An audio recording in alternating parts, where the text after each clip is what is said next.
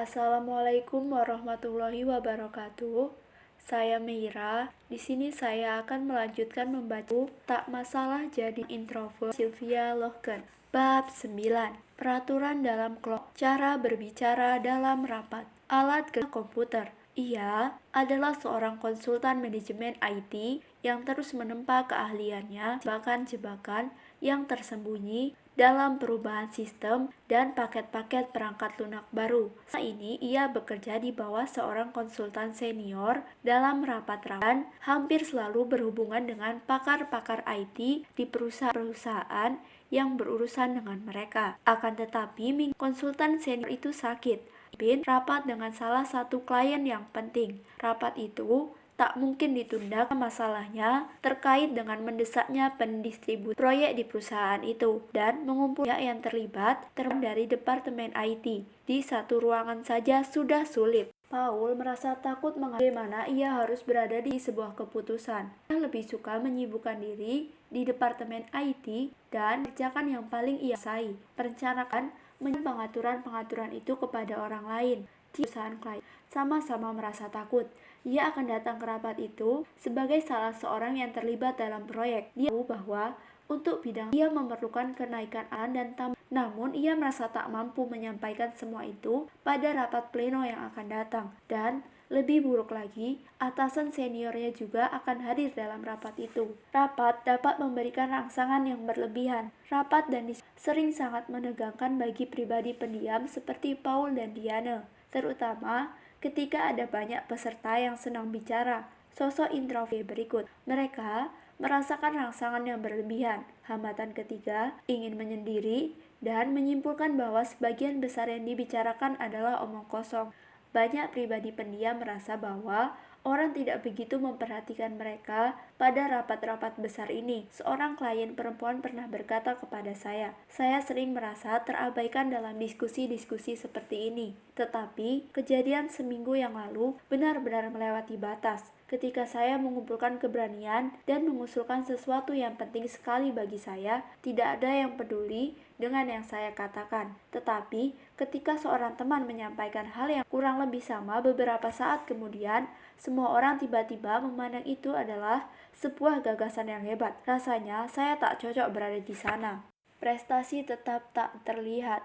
Diskusi-diskusi yang tidak membuahkan hasil sesuai harapan hanya salah satu di antara kemalangan-kemalangan yang dialami oleh kaum introvert. Sosok introvert yang tetap tak bersuara dalam kelompok tidak dapat menampilkan prestasi-prestasi dan gagasan-gagasan mereka sendiri secara memadai. Lebih buruk lagi, ada kalanya usulan kita dicuri oleh orang lain, kemudian mendapat tanggapan yang sangat bagus dari peserta rapat lain, seperti dalam kasus klien perempuan saya tadi. Dan selain itu, para atasan terkesan menilai sosok pendiam yang tidak aktif dalam diskusi jelas bukan anggota tim yang baik. Semua ini dapat mengancam kelancaran karir. Lantas, bagaimana Anda sebagai seorang pribadi pendiam dapat menarik perhatian dan membuat kehadiran Anda terasa di ajang yang sangat penting itu? Bagaimana Anda dapat menyajikan semua tadi dengan pengarahan energi yang wajar? Bab ini akan menjawab pertanyaan-pertanyaan itu. Rapat pleno 6 aturan dan 6 implikasi bagi pribadi introvert. Dalam subbab ini, kita akan mencermati aturan-aturan yang berlaku di bermacam-macam diskusi. Makin banyak Anda tahu tentang aturan-aturan ini, makin mampu Anda melakukan negosiasi untuk meraih hal-hal yang penting dalam rapat dengan menjadi terlihat oleh orang lain, percaya diri, dan meyakinkan. Penjelasan untuk masing-masing aturan itu mungkin lebih penting lagi. Anda akan menemukan kekuatan-kekuatan khas introvert dalam rapat dan cara menggunakan kekuatan-kekuatan itu dan hambatan-hambatan yang juga khas introvert serta cara meminimalkan dampaknya. Aturan pertama untuk rapat. Hanya orang yang angkat bicaralah yang dianggap hadir. Jika Anda ingin menampilkan kesan kompeten dan memiliki pendekatan konstruktif dalam rapat, Anda harus berkontribusi. Ini tidak berarti Anda harus angkat bicara sepanjang rapat, tapi usahakan mengatakan sesuatu pada setiap rapat. Saya kenal beberapa sosok introvert bersuara lembut yang didengarkan setiap kali mereka bicara karena apa yang mereka sampaikan berkualitas. Di sini kekuatan dua, yaitu substansi, akan membantu Anda. Selain hal-hal lain yang akan kita bicarakan, kenyataannya apa yang dikatakan oleh sosok introvert di depan umum biasanya memiliki dampak karena sebelumnya mereka telah berpikir cermat tentang apa yang akan mereka katakan. Kaum introvert biasanya tidak memiliki kecenderungan menimbulkan kegaduhan hanya untuk mencari status karena mereka lebih fokus pada masalah daripada dengan diri sendiri. Kelompok menikmati manfaat dari sini ketika mereka perlu membentuk suatu pandangan atau keputusan, atau membiarkan orang lain menyampaikan opini mereka terlebih dahulu. Substansi bersama kekuatan-kekuatan lain menjadikan kontribusi-kontribusi kaum introvert berada di tingkat yang berharga. Ada baiknya keunggulan ini dimanfaatkan. Hambatan yang pertama, rasa takut, dapat menghalangi pencapaian visibilitas yang diinginkan.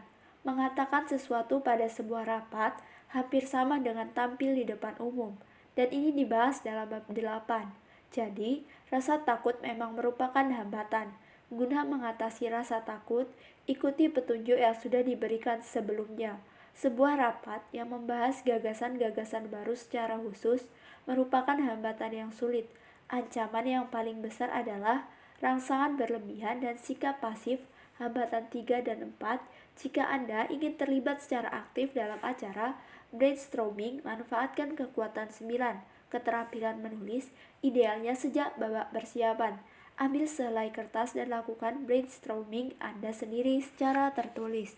Anda akan segera melihat bahwa memberikan kontribusi dalam sebuah rapat yang serba cepat akan menjadi lebih mudah.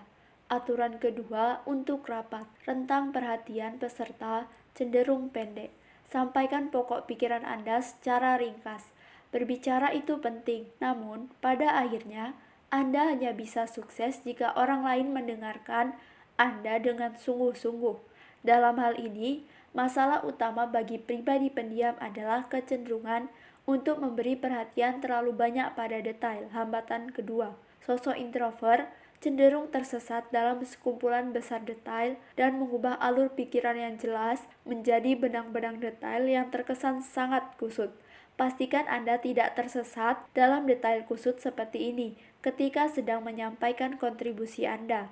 Hal ini bisa dengan segera membuat sosok-sosok ekstrovert terutama kehilangan kesabaran dan menyebabkan hilangnya perhatian. Apabila Anda menanggapi sebuah pertanyaan dengan jawaban yang terlampau detail, Anda dengan mudah membuat para peserta rapat frustasi sehingga Anda kehilangan perhatian dari semua orang.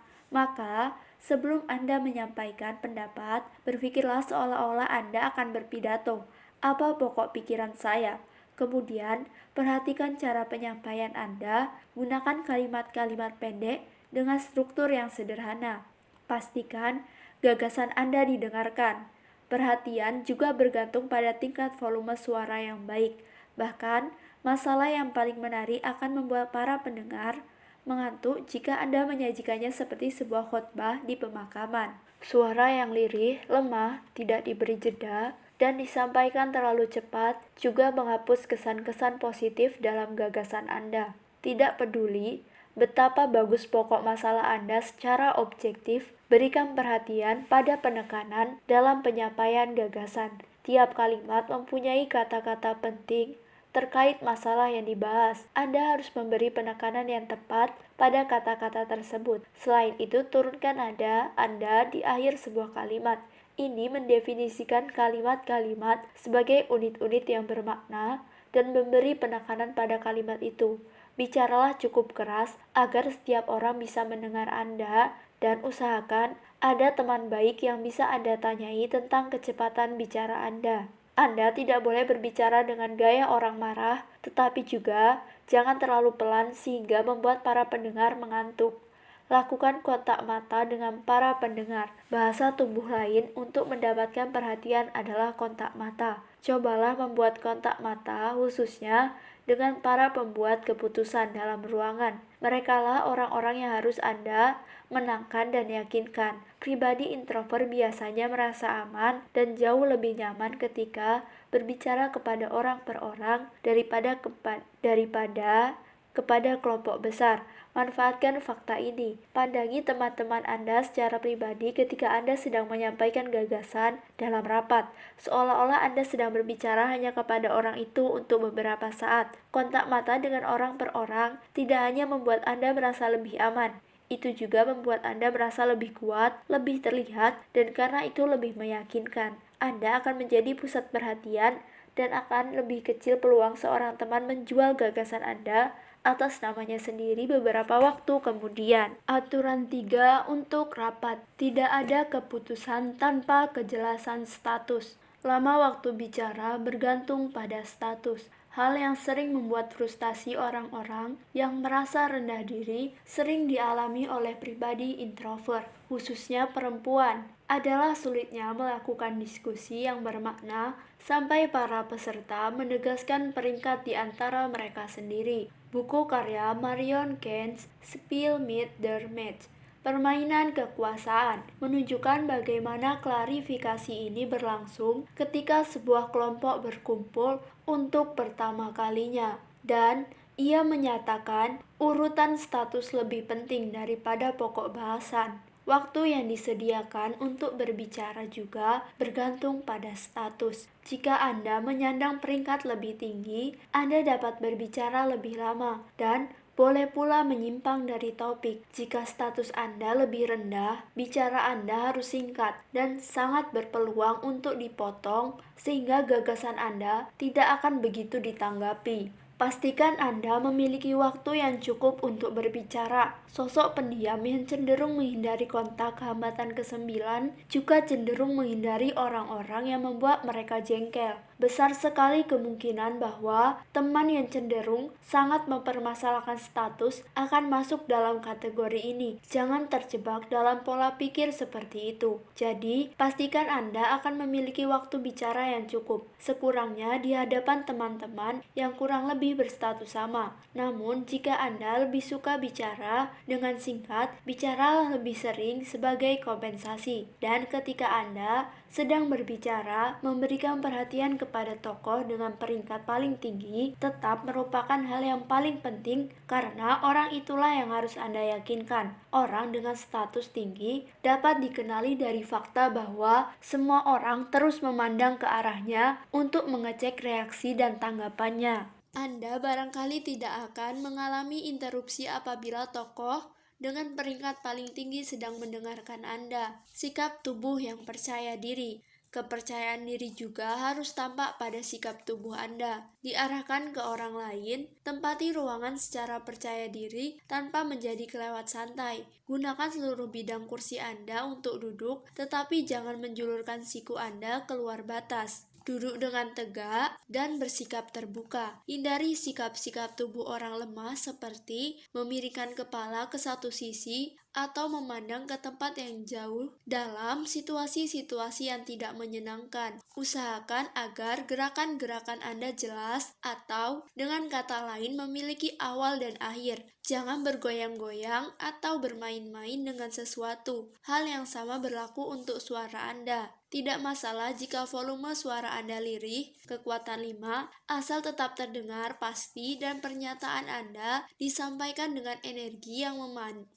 memadai sampai akhir kalimat. Jangan lupa mengambil napas yang dalam, lihat bab 8. Jangan biarkan suara atau gerakan Anda terdengar kesal. Kejengkelan yang tampak dapat menurunkan status. Secara keseluruhan, pesan yang Anda kirimkan harus menyampaikan satu hal. Anda tahu dengan pasti yang Anda kerjakan, terlepas dari sikap Anda yang sopan, bersahabat, dan kooperatif. Apabila Anda benar-benar tidak ingin berbicara dalam rapat, Anda dapat menggunakan saran-saran yang diberikan di bawah aturan 5 untuk membantu menyiapkan keputusan-keputusan strategis sebelum rapat dimulai. Eminence Grises, pengambilan keputusan yang bekerja di belakang layar, juga memiliki peranan sendirinya. Aturan 4 untuk rapat. Rapat selalu adil, kadang-kadang. Ketika kepentingan-kepentingan yang objektif ditinggalkan, idealnya semua orang bertindak sesuai aturan,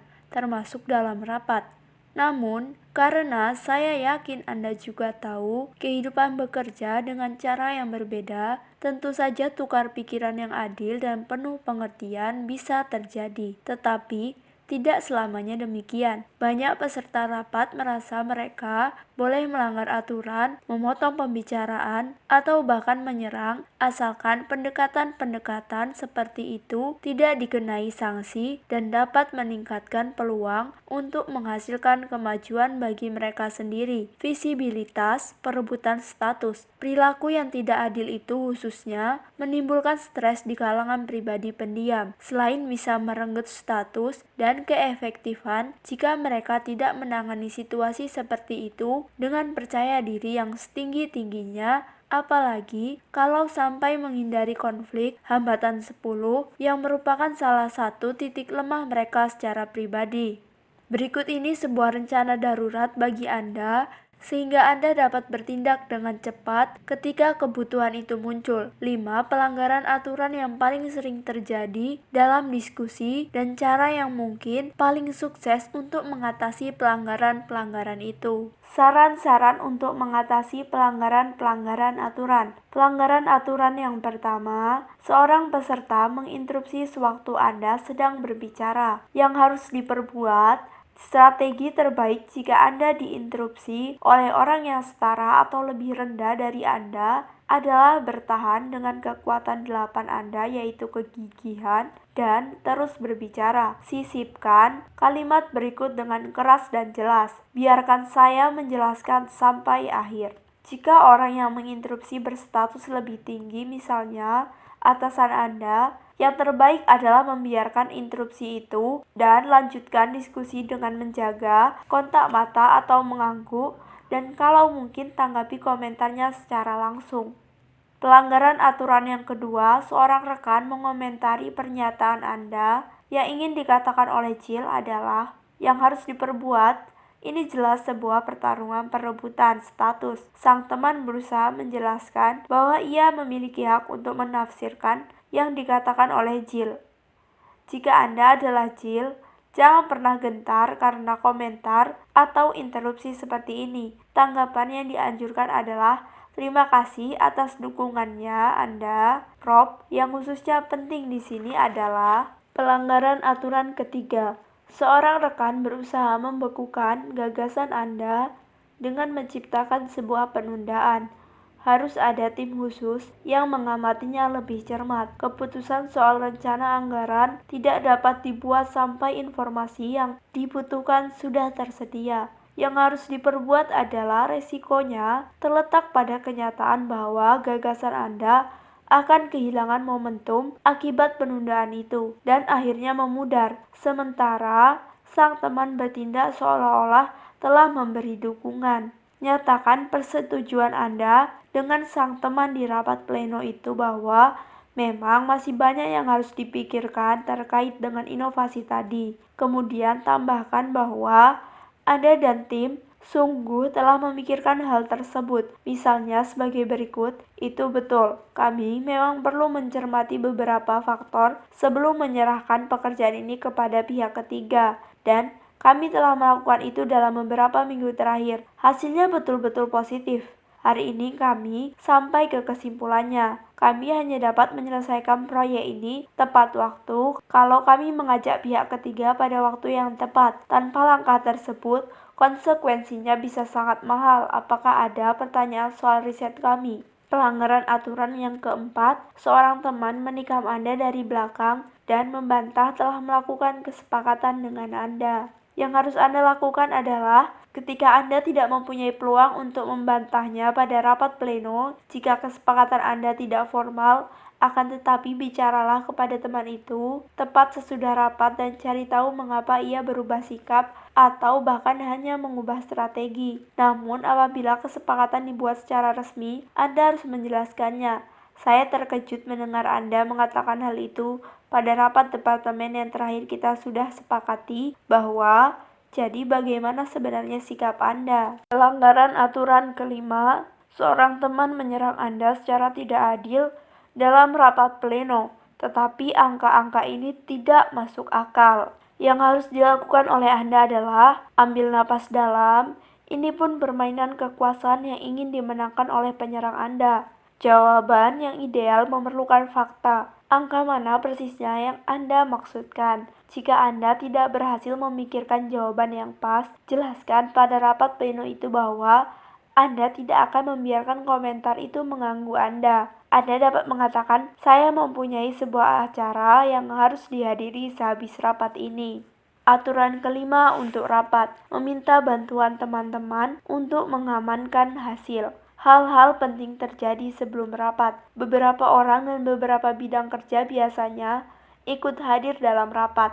Satu hal yang telah saya pelajari setelah mengikuti begitu banyak rapat adalah jika sejak awal sudah terlihat bahwa keputusan akan sulit dibuat, dalam kebanyakan kasus, keputusan itu sesungguhnya disepakati sebelum rapat. Dengan kata lain, orang-orang akan dipengaruhi oleh keputusan itu membentuk persekutuan, terutama dengan sesama pembuat opini, tetapi juga dengan peserta-peserta lain. Dengan melakukan ini, mereka dapat memastikan bahwa calon mereka akan mendapatkan suara terbanyak pada pemilihan yang akan datang. Bersepakat terlebih dahulu bagaimana sumber daya akan didistribusikan, atau mengiringi resolusi-resolusi ke arah tertentu. Bicara dahulu dengan para pembuat keputusan sebelum acara. Mari bicara tentang Paul. Contoh di bagian pembukaan, saya memberi saran kepadanya untuk bicara secara pribadi sebelum rapat dengan orang-orang yang akan berperan dalam keputusan-keputusan soal pembagian ulang tugas-tugas proyek. Tujuannya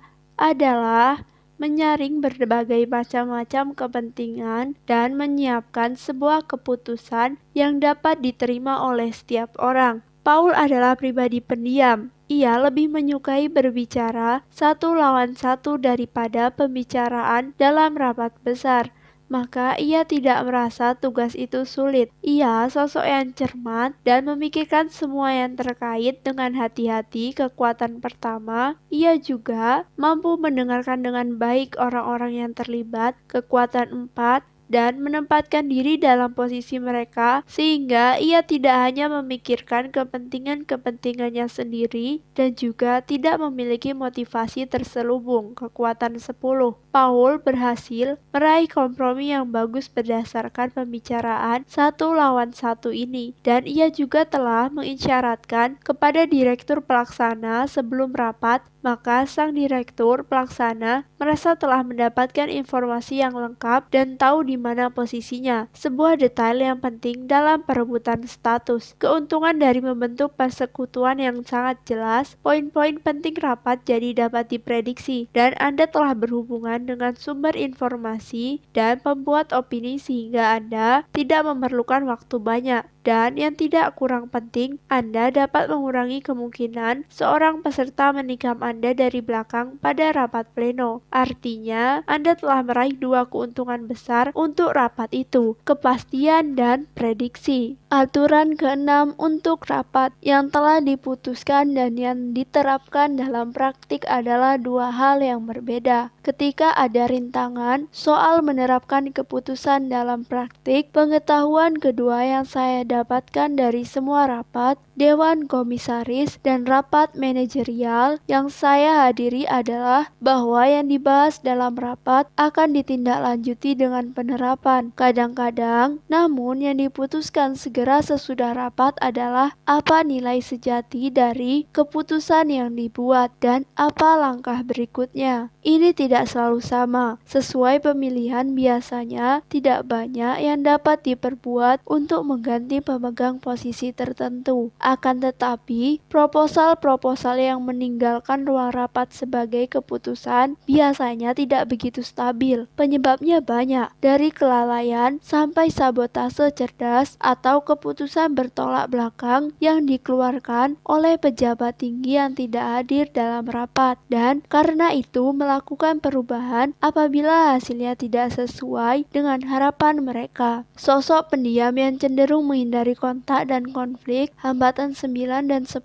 sering terseret ke dalam godaan untuk berlindung pada harapan palsu. Kemudian ternyata mereka mendapatkan kejutan yang mengecewakan. Ada satu pertanyaan yang khususnya penting di sini. Apa yang dapat diperbuat supaya keputusan-keputusan yang penting bagi Anda lebih berpeluang untuk sungguh-sungguh dilaksanakan? Pastikan semua keputusan ditulis dalam catatan rapat. Kegigihan kekuatan 8 adalah aset utama Anda di sini. Jika sesuatu memang sungguh penting bagi Anda harus mempertahankannya dan terus bicara dengan teman-teman Anda yang bertanggung jawab untuk melaksanakannya. Apakah segalanya berjalan seperti yang direncanakan? Apakah ada peluang supaya sebuah keputusan tidak mudah berubah? Anda dapat mengusahakan agar keputusan itu ditulis. Catatan tertulis bersifat lebih stabil dan lebih mudah diperiksa, dan karenanya berguna jika orang mulai mengeluarkan komentar-komentar seperti "kami tidak pernah berkata seperti itu". Bermacam-macam media kini tersedia, salinan dari whiteboard interaktif, email kepada semua peserta rapat, atau sekedar notulen gaya lama yang rapi. Yang penting adalah isinya. Catatan tersebut harus selalu berisi jawaban terhadap pertanyaan 3 bagian yang terkenal. Siapa, mengerjakan apa, dan kapan. Mencegah intervensi dan pengubahan keputusan oleh atasan tidak selalu mungkin, namun Anda dapat mengatasinya sampai batas tertentu melalui sebuah kebijaksanaan informasi yang terarah dan cermat. Perhatikan aturan 5 untuk rapat. 3 pertanyaan untuk Anda. Yang pertama, apa yang menurut Anda terbilang sulit dalam rapat? Kedua, apa konsekuensi kesulitan tersebut? Ketiga, apa perbedaan yang ingin Anda buat di masa mendatang? Memimpin diskusi keterampilan rapat tingkat lanjut. Paul telah ditugasi memimpin sebuah rapat. Subbab ini tentang mengatasi tugas seperti ini dengan sukses, dengan kekuatan sikap tenang dari seorang manajer yang pendiam. Merencanakan waktu. Menentukan waktu dan tanggal masih berada dalam wilayah kekuasaan Anda. Usahakan semua yang terlibat merasa nyaman, tidak terlalu pagi, tidak terlalu sore, dan tidak terlalu banyak rapat pada satu hari. Luangkan waktu yang cukup untuk konsultasi di antara rapat-rapat yang berbeda dan untuk implementasi keputusan-keputusan yang telah dibuat. Merencanakan isi. Makin baik persiapan Anda untuk sebuah rapat, makin efektif rapat itu akan berlangsung. Berikut ini sebuah daftar periksa yang dapat Anda jadikan acuan ketika merencanakan rapat. Checklist untuk menyiapkan sebuah diskusi. Pertama, waktu. Kapan diskusi akan diselenggarakan? Berapa lama acara itu akan berlangsung? Kedua, tempat di mana diskusi akan diadakan. Ketiga, apa sasaran-sasaran diskusi? Keempat, apa yang akan diagendakan? Kelima, dalam urutan bagaimana poin-poin ini akan dibahas. 6. Berapa banyak waktu yang disediakan untuk tiap poin. Ketujuh, topik-topik mana yang harus ditiadakan jika waktunya terbatas. Kedelapan, siapa saja yang akan diundang, siapa akan dilibatkan dalam poin tertentu dalam agenda, daftar peserta rapat. Kesembilan, siapa yang bertanggung jawab untuk memimpin pembahasan suatu poin dalam agenda. 10. Dari siapa Anda mengharapkan dokumen untuk rapat ini? Kapan Anda harus meminta dan kapan dokumen itu harus diserahkan? 11. Bagaimana hasil-hasil rapat akan dicatat dan oleh siapa? 12. Media apa saja yang diperlukan? 13. Siapa yang harus mengeluarkan undangan untuk rapat dan informasi apa yang akan dicantumkan diagendakan. 14. Siapa yang akan mengumpulkan dokumen dan memeriksa kelengkapannya? Siapa yang akan mengatur pengiriman dokumen-dokumen sebelum acara kalau perlu? 15. Siapa yang akan mengurus persiapan umum, pemesanan ruangan, pengaturan tempat duduk, media, plat nama, camilan, minuman. Pelaksanaan. Jalannya diskusi adalah hambatan terbesar, namun Anda dapat mengatasinya secara analitis. Kekuatan 6 dan mengerjakannya secara bertahap agar dapat memimpin rapat dengan baik. Fase-fase diskusi. Fase pertama, fase pengantar. Memberi sambutan kepada para peserta, menyajikan daftar acara, memastikan semua orang memahami rencana jalannya rapat, durasi rapat, bobot materi yang dibahas, kehadiran peserta istimewa. 2. Rangkaian 3 fase. Catatan fase-fase ini berlaku untuk 3 poin dalam agenda secara terpisah. Fase informasi, pengantar pokok bahasan oleh Anda atau orang lain. Fase kerja, pembahasan materi tanya jawab, informasi dan perdebatan. Fase hasil, ringkasan koordinasi, perencanaan untuk aksi lebih lanjut, distribusi tugas dan tanggung jawab, siapa mengerjakan apa dan kapan, atau menunda keputusan dan merencanakan tindakan selanjutnya. Ketiga, fase akhir, mengucapkan terima kasih kepada semua yang hadir, menyebutkan hasil-hasil yang positif, dilanjutkan dengan membicarakan tanggal untuk diskusi lanjutan jika diperlukan dan mengucapkan penutup singkat. Barangkali hambatan yang paling sulit adalah mengendalikan proses. Apabila ada perbedaan pendapat, penyimpangan, dan masalah tak terduga, sulit sekali mencari cara untuk kembali ke arah yang seharusnya ditempuh dalam rapat. Dalam kasus seperti ini, Paul memutuskan menghela napas panjang, berusaha tetap tenang, kekuatan 5, dan mengiringi kembali pembicaraan ke poin-poin yang ada di agenda dengan kegigihan dan kesabaran, sambil menyinggung soal keterbatasan waktu kalau itu pantas dilakukan. Keseimbangan, berikan perhatian khusus kepada pribadi introvert dalam rapat. Mungkin diperlukan waktu lebih lama sebelum mereka mengatakan sesuatu, dan mereka sering berbicara lebih pelan daripada para peserta yang ekstrovert. Usahakan agar orang-orang pendiam ini berkesempatan menyampaikan pendapat mereka, dan ini bukan sekedar demi keadilan. Sekarang Anda tahu bahwa sosok introvert senang berpikir dan berhati-hati, atau dengan kata lain cenderung mencari aman. Artinya mereka dapat menyumbangkan faktor-faktor penting ke dalam diskusi yang tidak terpikirkan oleh teman-teman yang ekstrovert. Anda pemimpin rapat dengan kepribadian pendiam, maka Anda berada dalam posisi ideal untuk memastikan kaum introvert mendapatkan kesempatan bicara dan mempertimbangkan pandangan-pandangan mereka. Brainstorming sebagai sebuah kasus khusus. Brainstorming digunakan dalam rapat untuk menggali gagasan sebanyak mungkin. Misalnya, cara memecahkan masalah atau cara mengembangkan sebuah visi. Gagasan-gagasan disampaikan satu demi satu, dikumpulkan dahulu dan tidak dinilai atau dibahas sampai fase berikutnya. Brainstorming adalah bentuk komunikasi yang sangat cocok bagi kaum ekstrovert. Berlomba menyajikan gagasan secara spontan dalam konteks sosial, betapa menyenangkannya kegiatan itu di mata orang-orang yang mampu mengembangkan gagasan sambil bicara. Namun, situasinya sangat berbeda bagi kaum introvert. Mereka lebih suka berpikir dengan tenang sebelum menyampaikan pikiran-pikiran mereka dan melakukannya sendirian. Acara biasanya sudah berlanjut ke tahap berikutnya sebelum para peserta berkepribadian pendiam selesai mengembangkan gagasan-gagasan yang menurut mereka dapat dijalankan. Kaum ekstrovert sudah mulai membandingkan dan meringkas gagasan-gagasan yang telah disampaikan. Itu sebabnya gagasan-gagasan kaum introvert sekaligus sekitar 50% potensi kelompok diskusi seringkali terabaikan. Buku Susan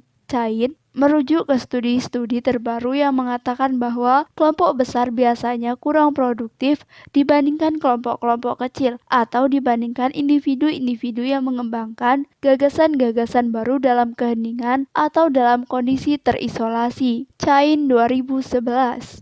Pengecualian besar. Kesimpulan tersebut adalah online brainstorming yang dilakukan dengan pengarahan yang jelas. Brainstorming online atau di kertas. Teorinya, Anda memiliki banyak sekali alternatif untuk mencari ide-ide dalam skala kecil, atau Anda dapat melaksanakan brainstorming secara online. Akan tetapi, jika memikirkan sesuatu dalam rapat lengkap atau rapat pleno sudah menjadi tradisi di perusahaan atau organisasi Anda, ada sebuah cara mudah untuk membuat sesi brainstorming dapat diakses dan memberikan manfaat sebesar mungkin. Cukup minta semua anggota kelompok meluangkan waktu beberapa menit untuk menuliskan pikiran pertama mereka. Kekuatan 9. Pendekatan ini menciptakan sebuah situasi bagi kaum introvert yang memungkinkan mereka berpikir sendiri dan mengungkapkan diri melalui medium yang lebih mereka sukai. Gagasan-gagasan tersebut akan dibahas pada tahap berikutnya ketika semua gagasan sudah diperlihatkan kepada semua orang melalui whiteboard interaktif, flipchart, atau pinboard. Mengatasi situasi dan peserta yang sulit dalam diskusi. Berbagai rangkuman dalam subbab-subbab terdahulu dapat membantu Anda memimpin diskusi. Bagaimanapun, Anda tetap dapat terjebak dalam situasi-situasi yang mengundang stres bagi semua orang, tidak hanya pemimpin yang pendiam. Maka alangkah baiknya jika Anda bersiap menghadapi gangguan-gangguan dan kesulitan-kesulitan seperti itu. Ringkasan-ringkasan berikut berisi faktor-faktor stres paling penting yang dapat muncul pada rapat-rapat sekaligus strategi-strategi yang tepat untuk membantu Anda sebagai pemimpin diskusi yang pendiam mengatasi orang-orang dan situasi-situasi sulit itu. Situasi-situasi sulit dalam diskusi. Pertama, tidak terjadi apa-apa. Tidak ada yang mengatakan apapun. Strategi yang harus dilakukan adalah pastikan setiap orang tahu posisi mereka. Sampaikan dengan ringkas yang telah dicapai sejauh itu. Tunjukkan pertanyaan-pertanyaan yang masih belum terpecahkan. Ajukan pertanyaan-pertanyaan Anda sendiri untuk menggerakkan orang-orang ke arah yang benar. 2. Perbedaan pandangan antara sekurangnya dua peserta. Strategi yang harus dilakukan jika pertentangan terkait dengan sesuatu yang konkret, perhatikan pandangan-pandangan yang berbeda itu secara netral. Pertimbangkan menggali pandangan dari sisi pleno jika menurut Anda ini tepat. Apabila situasi menjadi terlalu emosional dan nada suara mulai meninggi, tenangkan rapat itu dengan menghentikannya beberapa saat sehingga pihak-pihak yang bertikai dapat mengatasi situasi itu secara privat dan selanjutnya sesi pleno dapat dimulai kembali. 3.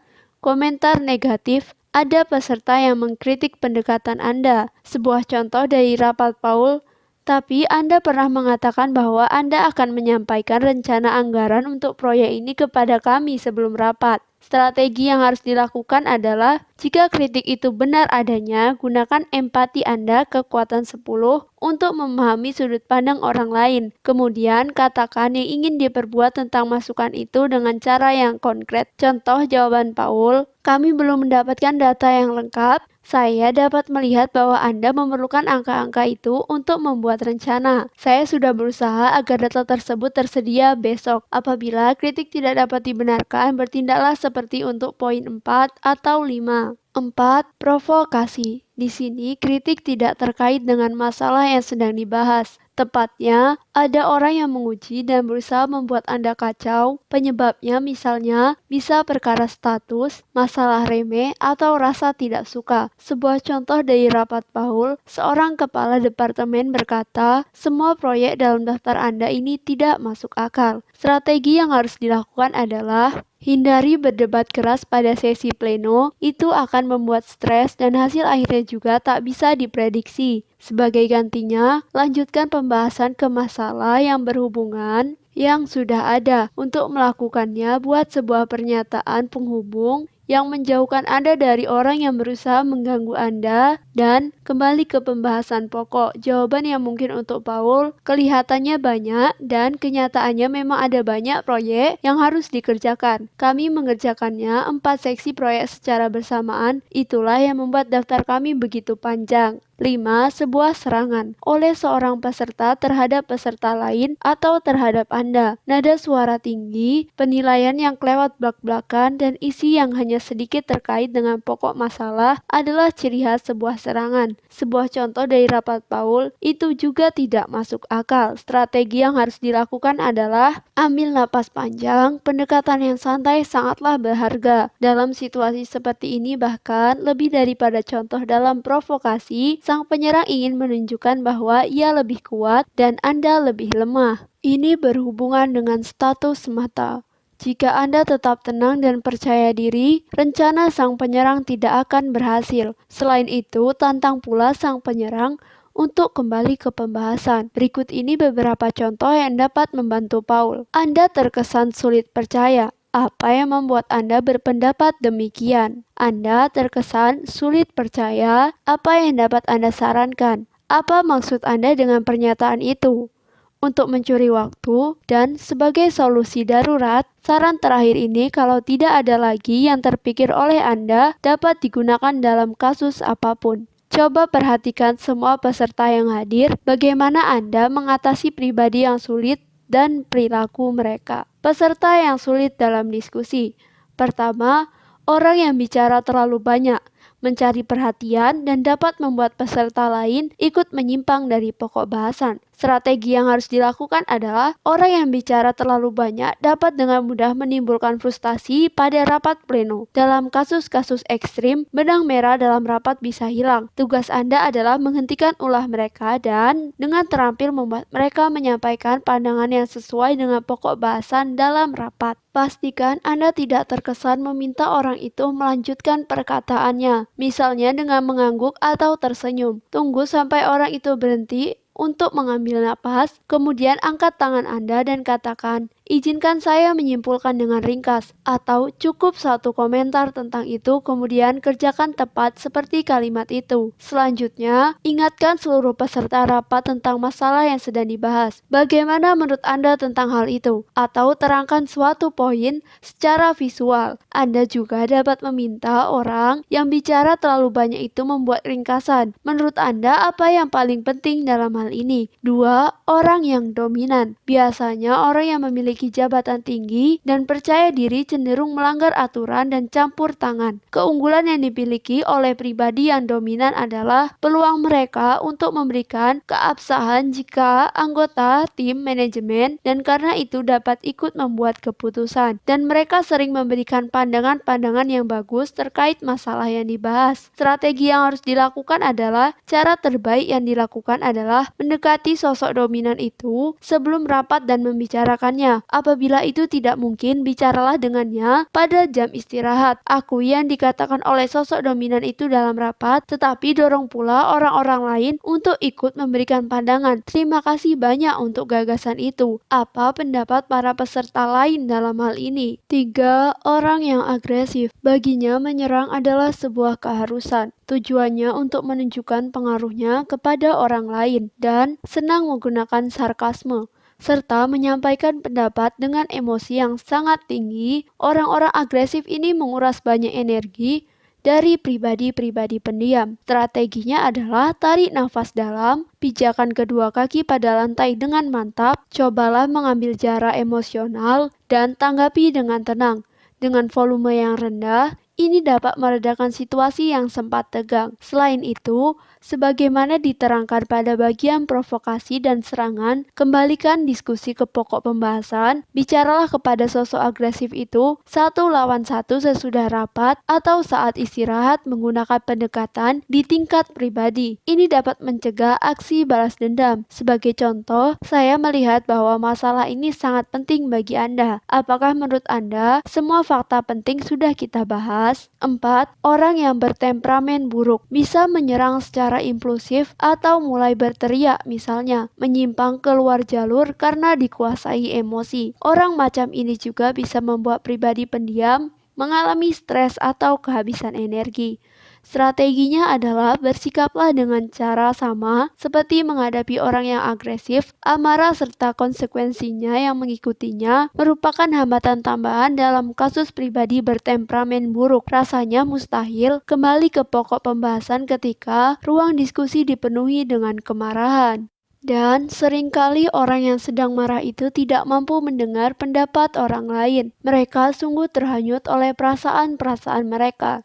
Di satu pihak, sasaran Anda adalah mengatasi masalah yang nyata ini, kemarahan. Di pihak lain, Anda ingin melanjutkan pembahasan yang sedang berjalan. Maka, hal pertama yang harus Anda lakukan adalah mengambil pendekatan emosional dengan sasaran merendahkan kemarahan. Dengan kata lain, seperti kita berurusan dengan orang yang agresif, bicaralah dengan tenang dan dengan sikap sesantai mungkin. Namun, pastikan perasaan Anda sendiri tetap terkendali. Gunakan sebuah kalimat yang pendek untuk kembali ke masalah yang sedang dibahas. Saya terkejut sekali mendengar itu. Apa yang menurut Anda mengecewakan dalam usulan ini? Atau Anda sepertinya tidak menyukai arah berjalannya rapat ini? Apa saran Anda? 5. Orang yang pesimistis senang menanggapi secara skeptis atau negatif dan sering didorong oleh rasa takut. Hambatan pertama, ini dapat menghadirkan keuntungan-keuntungan dalam sebuah rapat apabila masalah-masalah yang mungkin muncul sudah disuarakan sebelum keputusan dibuat. Situasi itu memungkinkan Anda menghindari kesalahan dan menghemat banyak waktu dan uang. Namun di pihak lain, jika yang berkembang adalah argumen negatif, ada resiko peserta rapat lain jadi putus asa dan frustasi, yang belakangan khususnya terjadi jika perbincangan sedang membahas detail-detail khusus atau masalah-masalah sampingan yang tidak dapat diikuti oleh semua orang. Strateginya adalah dengarkan dengan objektif apapun yang dianggap mengkhawatirkan oleh orang yang pesimistis itu. Putuskan dengan cepat, berpikir analitis kekuatan 6, apakah keraguan-raguan ini beralasan, dan kalau memang iya, masukkan hal itu ke dalam pembahasan selanjutnya. Selain itu, beri kesempatan kepada para peserta lain untuk mengemukakan pandangan-pandangan mereka masing-masing. Jika menurut Anda, keraguan-keraguan itu berlebihan, cobalah Anda sendiri berperan aktif, tanyakan kepada si pesimis apakah ia mempunyai usulan untuk menghindari masalah atau cara mengurangi resiko yang telah ia sebutkan. Dengan cara ini, Anda akan mengalihkan perhatian orang itu dari mempersulit menjadi terlibat dalam upaya pemecahan, atau Anda dapat melemparkan keraguan-keraguan mereka kepada seluruh peserta rapat dan berharap keraguan itu ternetralkan. Misalnya, bagaimana kalau kita menanyakan pendapat para ahli di sini tentang resiko tadi? Satu masalah yang harus ditangani secara serius adalah ketakutan pada hal baru, dan pribadi pesimistis khususnya cenderung demikian. Ini dapat menular, misalnya jika mereka menggunakan ungkapan-ungkapan seperti keluhan-keluhan nyata dalam kasus-kasus sejenis atau resiko-resiko keamanan yang tidak dapat diramalkan. Bahkan apabila argumen-argumen itu lemah, kata-kata provokatif macam ini dapat memicu perlawanan emosional dari para peserta lain, termasuk dapat menyebabkan gagasan sangat baik pun gagal. Jangan pernah mengulang kata-kata provokatif ini dalam jawaban-jawaban Anda, agar tidak membuat orang itu lebih marah. Contoh, ketika komentar pesimistis pertama dilontarkan, Anda betul, penting sekali memeriksa dengan cermat ketika berurusan dengan perhatian yang luar biasa ketat. Konsep ini sulit ditembus. 6. Orang yang menginterupsi.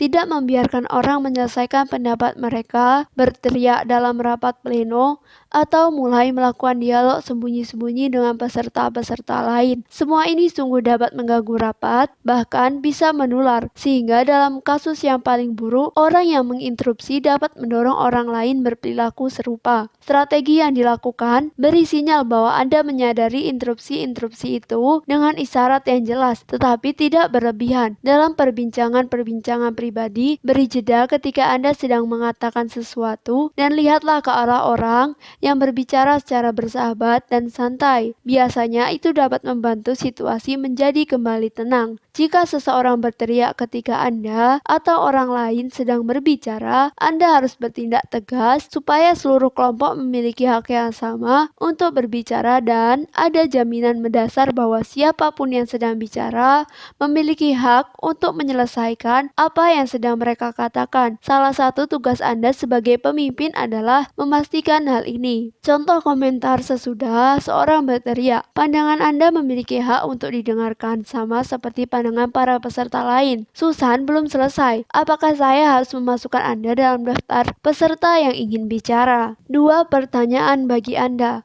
Pertama, gangguan atau peserta macam apa yang akan menjadi mimpi buruk pribadi dalam rapat yang Anda pimpin? 2, apa tindakan yang akan Anda ambil jika situasi ini muncul? Yang penting untuk Anda ingat, pertama, penting sekali bagi pribadi pendiam untuk mengetahui aturan-aturan tidak tertulis tentang jalannya rapat. Pengetahuan itu dapat digunakan sebagai landasan untuk mengembangkan strategi-strategi partisipasi yang berhasil. Memimpin sebuah diskusi juga dapat dikuasai dengan mudah. Yang diperlukan adalah perencanaan yang cermat dan pengetahuan tentang berbagai fase rapat, sehingga perhatian yang paling besar dapat diberikan ke bagian-bagian rapat yang tidak dapat direncanakan. Lebih dari semua itu, pengelolaan ini meliputi penanganan berbagai gangguan dan peserta-peserta tertentu yang sengaja menantang. Penanganan kedua hal ini dapat dipersiapkan dan dikelola dengan sukses. Hak untuk menjadi pendiam, prospek untuk menjalani hidup sebagai sosok introvert. Saya berharap bab-bab dalam buku ini dapat memberi Anda beberapa gagasan tentang cara memahami pribadi-pribadi introvert dengan lebih baik, sekaligus bagaimana cara hidup serta berkomunikasi lebih baik sebagai sosok introvert. Perubahan apa yang akan Anda kerjakan dalam berkomunikasi? Saya mengundang Anda menulis kekuatan 9 tentang pengalaman-pengalaman Anda sebagai sosok introvert dan tentang niat apa yang diam-diam terbangkitkan sesudah Anda membaca buku ini dan mengirimkannya kepada saya. Terakhir, masih ada satu hal lagi bagi Anda. Saya telah merangkum bagian yang paling penting dan bahan yang paling berharga. Dengan kata lain, intisari keterlibatan saya yang panjang dengan orang-orang pendiam. Dalam 7 poin di sini, Anda pasti telah menebak semuanya tentang substansi kekuatan 2. Introversi sebuah hidup yang intens. 1. Nikmati kedahsyatan hidup sebagai pribadi pendiam. Ini akan terasa luar biasa bagi kebanyakan orang. Carilah zona nyaman Anda pada kontinum introvert-extrovert dan jadikan ini posisi Anda. Ketika berurusan dengan orang lain, cari tahu seberapa besar rangsangan yang cocok bagi Anda. Misalnya, yang berada tepat di antara kebosanan dan rangsangan berlebihan. Anda akan merasa paling baik di tempat ini dan manajemen energi Anda juga akan menjadi lebih baik. Pandangan introversi Anda sebagai sebuah hak istimewa dan sebagai sebuah tiket menuju hidup yang lebih berkelimpahan. 2. Berperilakulah sebagai seorang ekstrovert sebagai selingan jika perlu. Tinggalkan zona nyaman introvert Anda untuk beberapa waktu kalau itu perlu. Dan paling penting, hanya jika Anda merasa baik dan memiliki cadangan energi lebih cukup. Pergilah ke sisi lain dan jadilah seorang ekstrovert, seolah-olah Anda sedang memainkan sebuah peran ketika berceramah, ketika minum-minum bersama mitra kerja, atau berada di tempat konferensi dan berada di lingkungan yang menyenangkan, bukan ketika Anda sedang stres. 3. Temukan kekuatan dalam sikap tenang, temukan cara-cara untuk menarik diri dan beristirahat dalam semua situasi baik pribadi maupun profesional. Manfaatkan kesempatan-kesempatan ini sebagai babak akhir yang tak terelakkan. Semua itu baik dan ada cara-cara untuk mengisi tangki energi Anda dari waktu ke waktu. Gunakan ketenangan batin yang Anda dapatkan dari strategi ini untuk diri sendiri dan orang lain. 4. Temukan kekuatan dan kebutuhan pribadi Anda sendiri dan hiduplah sejalan dengan itu. Intensitas lebih baik daripada volume. Isi yang sangat bermutu lebih baik daripada kalimat-kalimat yang dirumuskan dengan baik. Bekerja sendiri baik untuk kreativitas dan konsentrasi. Sesungguhnya masalahnya sederhana. Analisis konteks hidup Anda dari sudut pandang seorang introvert. Kembangkan kesadaran atas kekuatan-kekuatan dan kebutuhan-kebutuhan Anda. Gunakan ini sebagai sebuah landasan untuk strategi-strategi Anda. Hiduplah sejalan dengan itu. 5. Jadilah duta bagi para pendiam. Karena Anda tahu apa yang mampu diperbuat oleh pribadi introvert, serta kebutuhan kelompok ini, Anda dapat mendorong sosok introvert lain untuk maju. Komunikasikan mana yang penting bagi Anda dalam bahasa Anda sendiri, menggunakan media yang lebih Anda sukai. Dukung kaum introvert yang masih muda, tunjukkan kepercayaan diri ketika berhadapan dengan kaum ekstrovert. Masyarakat kita dapat memperoleh manfaat dari kaum pendiam yang suaranya diperhitungkan. Berusahalah supaya suara Anda juga terdengar. 6. Menenangkan hati orang lain dengan kekuatan-kekuatan pribadi pendiam.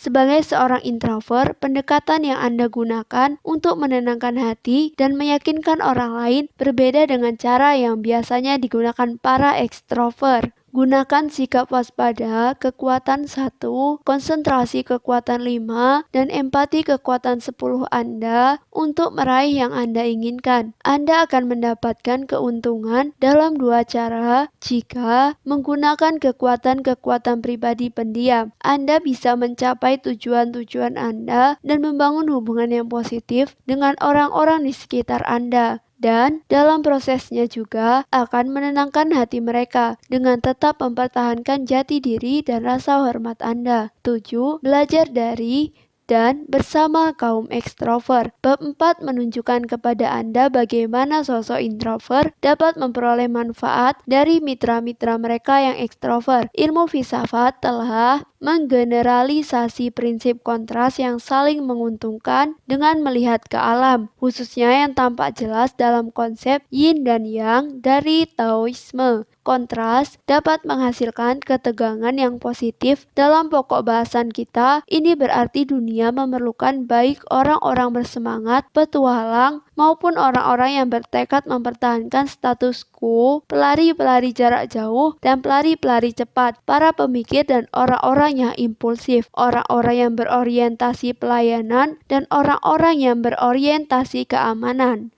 Selain semua tadi, kekayaan hidup kita terutama terletak pada keluasan kita dan alternatif-alternatif yang jadi terbuka karenanya. Baik pribadi introvert maupun ekstrovert bisa luas, dan keluasan ini menawarkan begitu banyak kemungkinan untuk memperluas cakrawala kita. Anda dapat meniru kaum ekstrovert guna mengembangkan cara-cara khas introvert Anda dalam memandang sesuatu dan bertindak dengan menambahkan perspektif ekstrovert. Bahkan meskipun Anda sebenarnya tidak perlu bertindak seperti itu. Seperti di bawah judul 2, cukup dengan memperhatikan pribadi ekstrovert di sekitar Anda, anggota keluarga, atasan, dan teman kerja. Anda mungkin bertanya, apa yang dapat Anda pelajari dari kaum ekstrovert? Saya telah mendapatkan banyak rangsangan dari kaum ekstrovert di sekitar saya. Saya menggunakan dorongan itu untuk memikirkan cara selamat dari konflik, bagaimana bertindak secara spontan, meskipun banyak yang telah direncanakan untuk membuat orang lain bersemangat atau untuk mengambil resiko yang bisa berubah positif. Kaum ekstrovert juga mengajari saya cara lebih menikmati diri sendiri dalam pergaulan, memandang banyak hal secara lebih santai, serta menjadi lebih terbuka terhadap hal-hal baru, bahkan seandainya semua itu terjadi secara spontan. Akan tetapi, kaum ekstrovert juga dapat belajar dari para introvert. Pribadi pendiam dapat menunjukkan kepada mereka cara untuk tetap tenang dan berfokus pada apa yang sedang dikatakan oleh orang lain. Introvert juga dapat mengajarkan kebiasaan berpikir sebelum bertindak. Kecenderungan Anda mementingkan substansi memungkinkan Anda menunjukkan sebuah cara berpikir yang jauh lebih mendalam. Banyak sosok extrovert yang menikmati rasa nyaman ketika bersama sosok introvert karena mereka merasa diterima. Salah satu buah dari sikap empati. Sosok pendiam mengajak kita menjadi orang yang stabil dan cermat. Kedengarannya memang tidak begitu menarik, tetapi pengaruhnya terhadap terhadap kemampuan bertahan hidup bisa jadi sangat besar. Tempat rasa aman, prinsip-prinsip etika, kegigihan, sikap hati-hati, dan analisis berada di peringkat lebih tinggi daripada kekuatan-kekuatan kaum ekstrovert, seperti kesiapan mengambil resiko dan mencari rangsangan serta hadiah. Maka melegakan sekali bagi saya sewaktu berpikir bahwa semua keputusan akhir dalam bidang-bidang tertentu berada di tangan sosok-sosok pendiam. Sebagai contoh, dalam energi nuklir, dalam pasar modal, dalam industri pangan, dan di kokpit pesawat terbang, dunia memerlukan Anda. Pergi dan tujukan pengaruh Anda dengan tenang tetapi penuh energi.